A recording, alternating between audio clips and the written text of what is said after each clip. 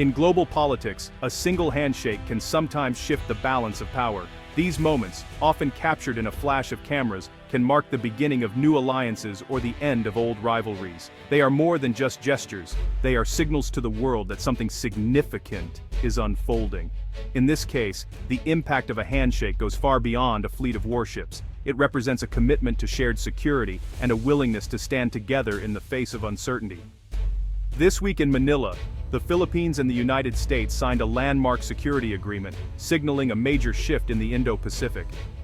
The pact, years in the making, is designed to strengthen military cooperation and deepen trust between the two nations. But this isn't just about two nations. It's about the future of international trade and the stability of a region home to billions. The Indo-Pacific is a crossroads for commerce, energy, and technology, making its security a global concern. The waterways this pact aims to secure are vital arteries of the global economy, with trillions in trade passing through each year. Every container ship, every oil tanker, and every cargo vessel relies on these routes remaining open and safe. Disruption here could mean higher prices, supply shortages, and global instability. The ripple effects would be felt from small island nations to the world's largest economies, impacting everything from food to fuel. The Manila Accord for Enhanced Resilience and Defense is Washington and Manila's answer to growing regional assertiveness. It's a message that the status quo will be defended, and that new partnerships are forming to meet emerging threats. For the Philippines, it means access to advanced military technology, joint exercises, and training that will modernize its armed forces and boost its confidence on the world stage. For the U.S., it's a strategic foothold in a critical region, allowing rapid response to crises and a stronger presence in the Indo-Pacific's most contested waters. But for the wider region, it introduces a new dynamic. Will it deter aggression or provoke it? The answer is uncertain, and the stakes are high. Leaders from Beijing to Canberra are watching closely, recalibrating their own strategies and alliances in response to this new reality. The ripple effects of this pact will be felt in capitals across Asia and beyond. The world is watching, and the stakes could not be higher. Every development is being analyzed, every statement scrutinized, as nations prepare for what comes next. This is a pivotal chapter in the story of the 21st century, a moment that could redefine borders, alliances, and the very nature of power in Asia for generations to come.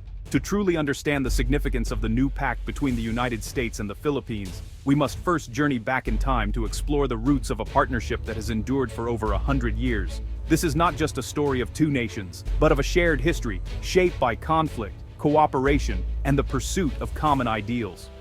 The U.S. Philippines relationship began in 1898, when the Spanish-American War brought American forces to Philippine shores. What started as a colonial encounter soon evolved into a complex relationship, marked by both struggle and solidarity. Over the decades, the two countries navigated the challenges of colonialism, war, and the quest for democracy, forging a bond that would be tested time and again. During World War II, that bond was put to the ultimate test. American and Filipino soldiers fought side by side against a common enemy, enduring hardship and sacrifice together. Their shared bravery and resilience on the battlefield became a powerful symbol of unity and mutual respect. In 1951, the two nations formalized their commitment with the Mutual Defense Treaty, pledging to stand as allies in the face of any external threat. This agreement laid the foundation for decades of military cooperation and strategic partnership. Throughout the Cold War, U.S. bases like Subic Bay played a crucial role in regional security.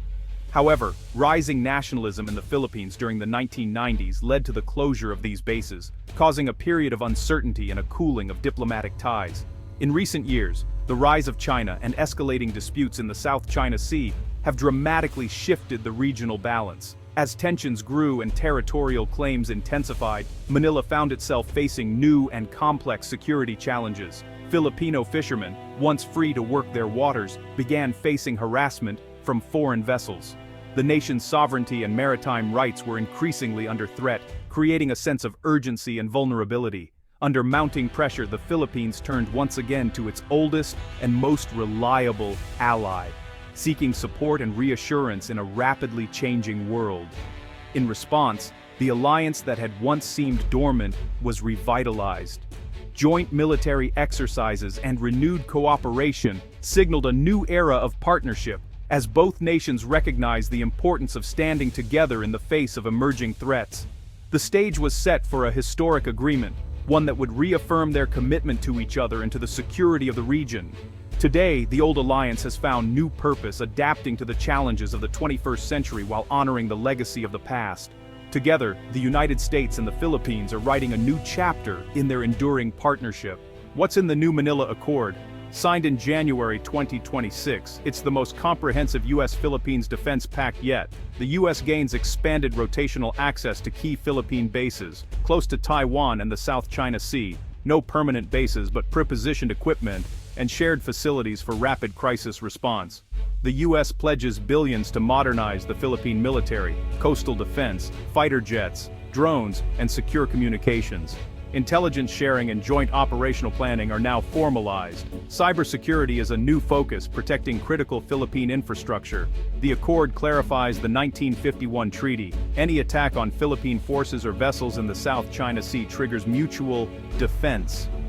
This removes ambiguity and sends a clear message: U.S. commitment is ironclad.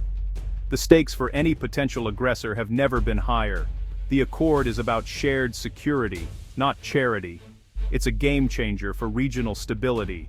This agreement is the result of determined leadership on both sides. President Sara Duterte steered the Philippines back toward the U.S., framing the pact as essential for sovereignty.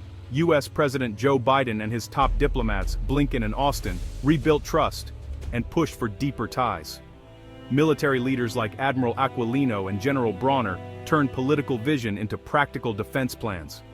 Ambassadors Carlson and Romualdez bridged the gap, keeping negotiations on track. Their combined efforts redefined a 75-year-old alliance for a new era. The Manila Accord sent shockwaves across the Indo-Pacific. China condemned the pact, calling it a threat to regional peace and accusing the U.S. of Cold War tactics. Southeast Asian nations reacted cautiously, Vietnam quietly supportive, others wary of great power rivalry. U.S. allies like Japan and Australia welcomed the move, seeing it as vital for regional security. The accord's proximity to Taiwan is especially significant for Japan. In the Philippines, the pact sparked debate. Supporters see security. Critics fear loss of sovereignty and entanglement in U.S.-China conflict. Protests erupted, echoing old concerns about foreign bases. The government must balance external threats with internal dissent.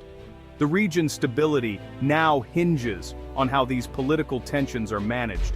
The long-term success of the pact depends on unity at home and abroad.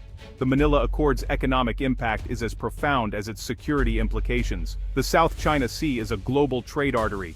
Any conflict would disrupt supply chains and spike costs worldwide. For the Philippines, U.S. investment means military upgrades and a boost in investor confidence.